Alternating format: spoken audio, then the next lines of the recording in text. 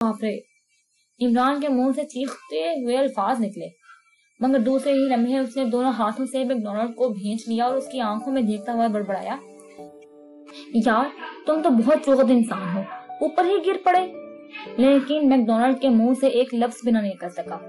चेहरे पर शदीद तरीन तकलीफ के आसार थे और आंखें अपने हलकों से निकल पड़ी थी। इमरान अपनी गिरफ्त को सख्त से सख्त करता चला गया, फिर किसी चटाखे से सुनाई दिए। ऐसा मालूम होता था जैसे मैकडॉनल्ड की पसलियां टूट गई हों। बड़ी भयानक चीख थी उसकी और फिर उसका जिस्म ढीला पड़ गया। इमरान की गिरफ्त भी ढीली पड़ गई। अब वो मैकडॉनल्ड की पीठ पर थपकियां देता हुआ गुनगुना रहा था, ए मेरे मुन्ने सो जा अब। क्या हमाकत है, हमीद झिलाकर बोला। अरे बाप रे! इमरान ने वो खड़ाए हुए अंदाज में उठने की कोशिश की और मैकडॉनल्ड का जिस्म दूसरी तरफ लुढ़क गया। अब इमरान खड़ा होकर आंखें फाड़कर उसे देख रहा था। फरीदी ने आगे बढ़कर मैकडॉनल्ड की नब्ज देखी और फिर उसके सीने पर हाथ रखा। ऐसा मालूम हो रहा था जैसे वो कुछ टिटोल रहा हो। फिर वो सीधा खड़ा होता हुआ बड़बड़ाया, कई पसलियां टूट गई हैं, मर रहा है। इन्ना लिल्लाहि व इन्ना इलैहि राजिऊन। इमरान आंखें बंद करता हुआ भराई हुई आवाज में बोला, लेकिन दूसरे उसे आंखें फाड़ फाड़ कर देख रहे थे। शायद उन्होंने आज तक ऐसा आदमी नहीं देखा था जो जिसामत के एतबार से अपने बराबर के आदमियों को अपने बाजुओं में जकड़कर उसकी पसलियां तोड़ दे। चलो ये भी अच्छा ही हुआ, फरीदी बोला। मैं ये पसंद नहीं करता कि किसी आदमी को बेबस करके उसका गला घोंटा जाए। दुश्मन को मुदाफत का पूरा मौका मिलना चाहिए। और एंड्री वगैरह का क्या होगा? मालानौफ बड़बड़ाया। उन्हें भी मुदाफत का पूरा मौका दिया जाएगा, फरीदी ने कहा। मालानौफ मैकडॉनल्ड पर झुक गया। चंद लम्हे बाद वो सीधा खड़ा हुआ और फिर लोगों की तरफ देखता हुआ बोला, मर गया ये। अल्लाह इसके लवाहकीन को करवट करवट जन्नत नसीब करे और खुद इसे सब्र की तौफीक अता फरमाए। इमरान ने ठंडी सांस लेकर कहा। असद हंसने लगा और हमीद झिलाकर बोला, क्यों खामखा ऊंट पटांग बकवास कर रहे हो? इमरान ने फिर एक ठंडी सांस ली और पलके झपकाता हुआ दूसरी तरफ देखने लगा। हमीद को तो उससे वाकई ही कोई बुग़्ज़ था। मौजूदा हालात ने इस बुग़्ज़ में कुछ और इजाफा कर दिया था। उसकी वजह से झुल्लाहट भी बढ़ गई थी और उसका सबब सिर्फ ये था कि मालानौफ वगैरह इमरान को तहय्युर ज़दा और पुरतहसीन नजरों से देख रहे थे। इमरान शुरू ही से हालात पर हावी होता चला आ रहा था। किसी भी मौके पर उसने हालात बिगड़ने नहीं दिए थे, उन्हें काबू में रखा था। आखिर में मैकडॉनल्ड की मौत भी उसी के हाथों वाक़ई हुई थी, और वो भी इस अंदाज में कि अब वो लोग इमरान को ऐसी नजरों से देख रहे थे जैसे वो कोई माफूकुल फितरत हस्ती हो। इन लोगों की यही नजरें हमीद के लिए ताजियाना बनती जा रही थी। उसकी ख्वाहिश थी कि ये सब कुछ फरीदी ने किया होता, फरीदी ने जो उसका हीरो था। हमीद की दांत में ये फरीदी की हद तक थी कि उसकी मौजूदगी में इमरान हालात पर छाया रहे। हमीद तो ये चाहता था कि हर मौके पर फरीदी ही मास्टर ऑफ सिचुएशन बना रहे। उसकी ये तवक्कुआत हमेशा से पूरी होती चली आई थी। मौजूदा तजुर्बे के लिए उसने एक बिल्कुल नया तजुर्बा था, इसलिए हादसा उस पर झुंझलाहट पैदा हो गई थी और इस बुग़्ज़ में इजाफा भी होता गया था जो उसे इमरान से था। 12:30 बजने वाले थे। वो सब खाना खाने बैठ गए। आप दोस्त में इन्हें खुर्दनोश का सामान वाफिर मिकदार में मिल गया था। खाना खाने के दौरान अचानक मालानौफ बोला, कर्नल फरीदी, आखिर पॉल की मौत किस तरह वाकई हुई थी? मैंने सिर्फ इतना देखा था कि एक सुई आपकी पाइप से निकलकर पॉल की गर्दन में जा घुसी थी। क्या उस सुई में कोई जहर में बुझाया गया था? हाँ, फरीदी ने जवाब दिया, एक सरीउल असर जहर में। और वो पाइप क्या था? जैसा आमतौर पर होता है, बस एक सुराख का इजाफा होता था उसमें। वो सुराख मैंने ही किया था। अफ्रीका के वहशी कबाइल में ब्लो पाइप से तीर फेंकने का रिवाज पाया जाता है। गालिबन आप लोग भी इसके बारे में जानते होंगे। वो लोग ब्लो पाइप को मुंह में दबाकर जोर से फूंकते हैं और तीर पाइप में से निकलकर दुश्मन के जा लगता है। इसी तरीकेकार को मद्देनजर रखते हुए मैंने इस पाइप में सुराख किया था और काफी दिन तक इससे सुई को खास टारगेट में फेंकने की मशक की थी।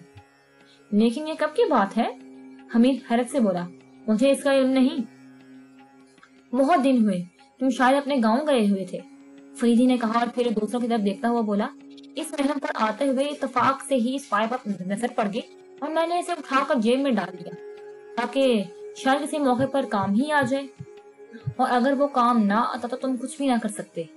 हमीद ने इमरान को घूरते हुए कहा, क्या बात हुई? इमरान पलकें झपकाने लगा। दूसरे भी किसी कदर इल्तिजाइया अंदाज में हमीद की तरफ देखने लगे थे। फौरन ही हमीद को अपनी हमाकत का एहसास हो गया। यह बात कहने का उस वक्त कोई मौका नहीं था, लेकिन वो अपनी झुल्लाहट को कहाँ ले जाता। उसके जहन में मुस्तकिल तौर पर यह बात गर्दिश कर रही थी कि फरीदी ने कुछ नहीं किया और इमरान सब कुछ कर गुजरा। लिहाजा इस वक्त उसने बेमौका सही ये बात साबित करने की कोशिश की कि इमरान कुछ नहीं कर सकता, और अगर फरीदी ने पॉल को खत्म न किया होता। कुछ नहीं, हमीद ने झीम कर कहा, और वो लोग उसे अजीब सी नजरों से देखने लगे। जब सब लोग खाना खा चुके तो फरीदी ने फ्लिप की जगह आबरू से कंट्रोल संभाल लिया, ताकि फ्लिप भी खाना खा ले। और कंट्रोल संभालने के बाद बोला, क्यों भाई, क्या एंड्री वगैरह को भूखा ही मार देने का इरादा है? क्या हर्ज है, मारना तो है ही। लॉक ने लापरवाही से कहा। नहीं नहीं मिस्टर लॉक, मैं कह चुका हूँ कि दुश्मन को मुदाफत का मौका जरूर देना चाहिए। तो क्या? लॉक ने हैरत से आंखें फाड़ दी। हाँ, फरीदी इसका मतलब समझकर बोला, उन लोगों के हाथ पैर खोल दिए जाएं ताकि वो अपनी मुदाफत कर सकें। खामखा झगड़ा तूल खींचेगा, लॉक बड़बड़ाया। आप फिक्र न कीजिए, हमीद जल्दी से बोल पड़ा, कर्नल और 500 से अकेले ही निपट लेंगे। लॉक उस अंदाज में हंस पड़ा जैसे हमीद ने कोई बचकाना बात की हो। इसमें हंसने की क्या बात है? हमीद का मुंह बन गया। लॉक की हंसी और तेज हो गई। फिर वो हंसता हुआ फरीदी से बोला, सुन लिया आपने कर्नल, आपके असिस्टेंट क्या कह रहे हैं? हाँ, फरीदी मुस्कुरा रहा था। हमीद झुलाकर उसे बोला, आप कहते क्यों नहीं कि अकेले इन 500 से लड़ें? फरीदी ने मुस्कुराकर माने खेज नजरों से उसकी तरफ देखा और फिर कहा, अगर तुम शिद्दत से इस बात की ख्वाहिश जाहिर कर रहे हो तो यही सही। क्या? लॉक हैरत से मुंह फाड़े रह गया। दूसरे भी हैरत से फरीदी की तरफ देखने लगे थे, लेकिन दूसरों में इमरान नहीं था। उसके चेहरे पर जरा भी हैरत नहीं थी। वो अहमकों की तरह एक एक का मुंह तक रहा था। यानी आप खामखा खतरा मोल लेना चाहते हैं? मलनो फरीदी से बोला। कैसा खतरा? आप अकेले होंगे और वो 5। जिस्मानी एतबार से वो कम भी नहीं है, सिर्फ आर्ची ही कुछ ढीला ढाला है। कर्नल इन सबको ढीला ढाला कर देंगे। हमीद जल्दी से बोला, आप फिक्र न करें। फरीदी मुस्कुराता रहा। इमरान अपने होंठों को चूंच की तरह आगे निकाले हमीद की तरफ देख रहा था। थोड़ी देर बाद एंड्री वगैरह के लिए खाना भेज दिया। खाना लेकर 3 आदमी गए थे और यह तय कर दिया गया था कि खाने के लिए कैदियों के हाथ खोले जाएंगे, पैर बांधे रहेंगे। फिर 1 घंटे बाद हमीद बोला, मेरा ख्याल है कि इन सब 5 से निपट लेना चाहिए। फरीदी ने सर हिला दिया। फ्लिप ने ख्वाहिश जाहिर की कि वो भी मुकाबला देखेगा, चुनाचे तय पाया कि कैदियों को कंट्रोल रूम में ही लाया जाए।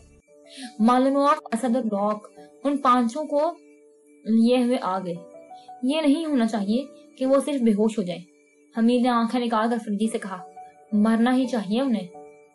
फरीदी ने हंसकर उसकी पीठ पर एक धूल जमा दी। इमरान ने उल्लुओं के से अंदाज में दीदे नचाए और फिर अपनी जेब में शायद च्युइंगम का पैकेट तलाश करने लगा। फिर शायद च्युइंगम मिली नहीं, क्योंकि उसने ठंडी सांस लेकर खाली हाथ जेब से निकाल लिया। फिर बड़बड़ा कर जैसे खुद से कहा, खत्म हो गई। क्या खत्म हो गई? हमीद ने चौंक कर उसकी तरफ देखा। च्युइंगम। इमरान ने मासूमी से कहा, अगर तुम्हारे पास हो तो एक आध दे दो, अल्लाह भला करेगा। हमीद मुंह बनाकर दूसरी तरफ देखने लगा। इतने में लॉक, असद और मालनोफ 5 कैदियों को वहां ले आए। उनके हाथ अब भी बंधे हुए थे, सिर्फ पैरों को खोल दिया गया था ताकि वो चलकर यहाँ तक आ सके। यहाँ लाने के बाद उनके हाथ भी खोल दिए गए, जिसकी वजह से उन 5 की आंखों से हैरत जाहिर होने लगी थी। उन 5 को दरमियान में खड़ा करके उन सब ने उन्हें अपने नरखे में ले लिया था और उनके चेहरों पर चमन्नी वाले तमाशाओं की तरह ऐसे ही तासुरात हैं जैसे खेल देखने के लिए बेचैन हैं।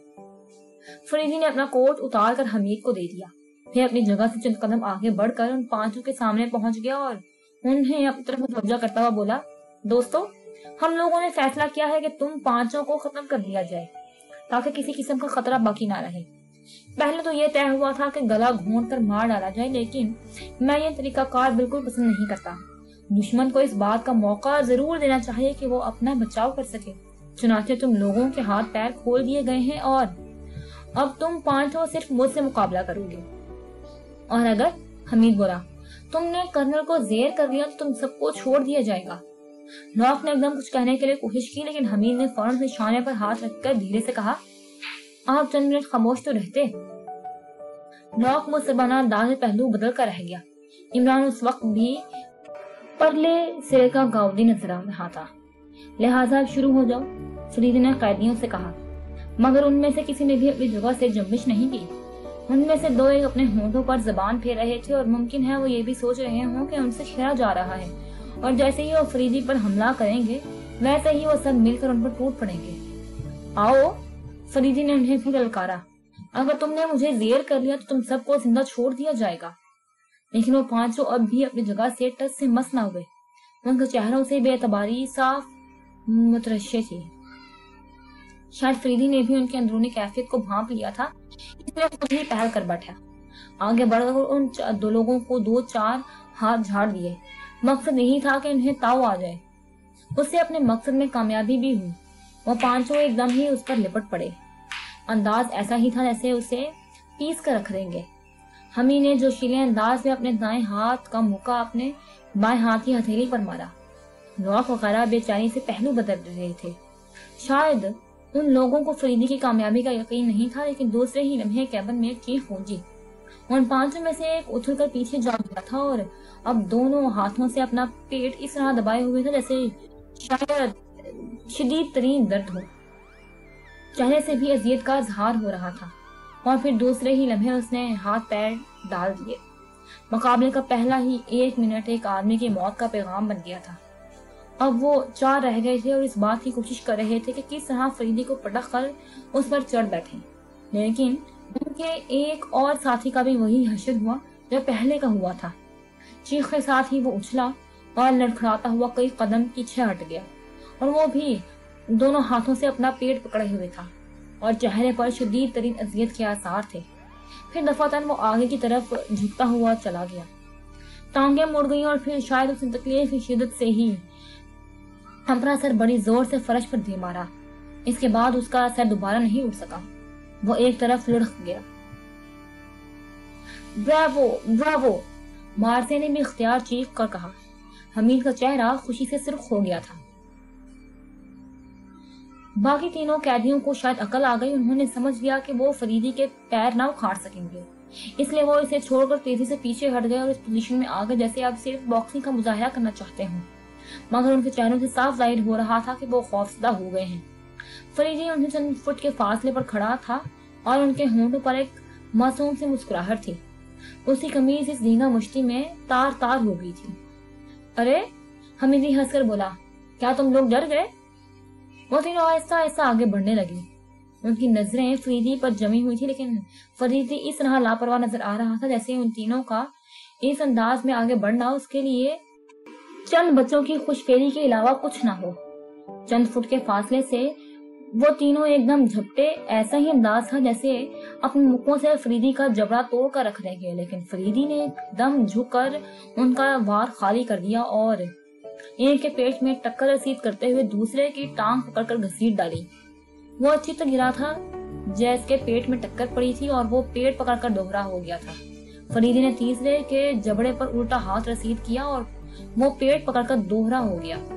उसकी कमर पर 2 हथड़ रसीद किए और वे चीख के साथ ऊंधा गिरा था जिसके जबड़ों पर हाथ पड़ा था। वो लड़खड़ाकर कई कदम पीछे हट गया और अब वो इस अंदाज में इधर उधर हाथ चला रहा था जैसे कोई दिखाई न दे रहा हो। चौथे गिरने वाले ने उठने की कोशिश की। दूसरे ही लम्हे उसकी ठोड़ी पर फरीदी की ठोकर पड़ी और वो चीख मार कर फिर चत गिरा। दूसरे ही लम्हे फरीदी उसके सीने पर सवार हुआ था। फिर उसके दोनों हाथ सीधे हो गए, दोनों मिठियां भींची हुई थी। फिर जब उसके आहनी मुक्के हरीफ के कनपट्टियों पर पड़े तो एक भयानक चीख अधूरी रह गई। मरने वाले को पूरी तरह चीखने का मौका भी न मिल सका था। उसके सर की हड्डी टूटने की आवाज साफ सुनाई दी। सर पिचक कर रह गया था और खून की धार बह निकली थी। फरीदी उसे छोड़कर अलग हट गया। जिसकी कमर पर 2 हथड़ रसीद किया था वो भी बेहिस्सो हरकत नजर आया। आखिरी आदमी आरची था जो गिड़गड़ाता हुआ फरीदी के कदमों में गिर पड़ा। वो उससे जिंदगी की भीख मांग रहा था। नहीं, फरीदी खौफनाक अंदाज में गुर्राया, मुझे ऐसी लोगों से जरा भी हमदर्दी नहीं जो अपने मुल्क को सारी दुनिया पर हावी देखना चाहते हों। मार्शल फंग को भी मुदाफत का मौका जरूर दूंगा, लेकिन दुनिया देखेगी कि उसकी मौत उस आदमी की मौत से भी ज्यादा भयानक होगी।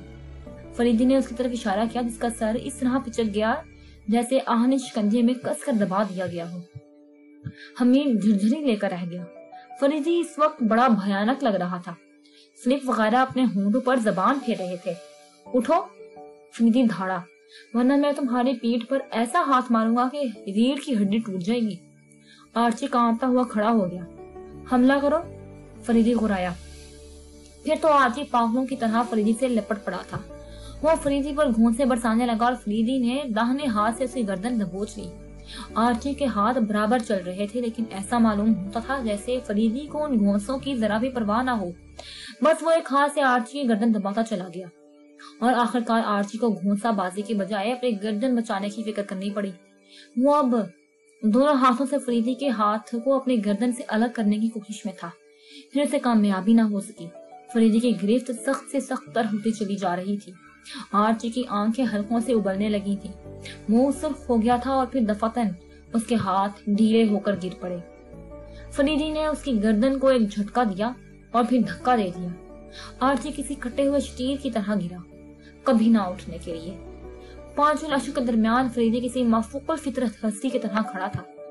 کیبن میں ایک بھیانک خاموشی طاری تھی۔ اس خاموشی کو حمید نے توڑا۔ عمران کو دیکھتے ہوئے تنزیہ لہجے میں بولا، کیوں تم لڑتے ان پانچوں سے؟ لا حول ولا قوت، مجھے کیا پڑی تھی؟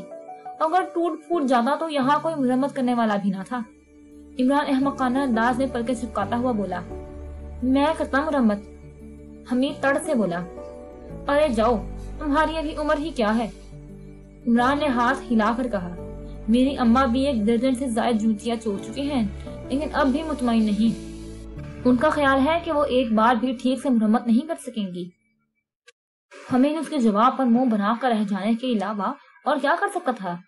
اب مالونوف وغیرہ آنکھیں پھاڑ پھاڑ کر فریدی کی طرف یوں دیکھ رہے تھے جیسے الادین کے جادوئی چراغ کا جن ان کے سامنے آ گیا ہو۔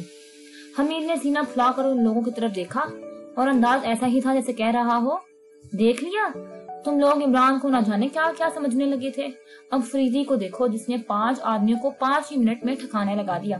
میرا فریدی ناقابل تسخیر ہے۔ حیرت انگیز خبر۔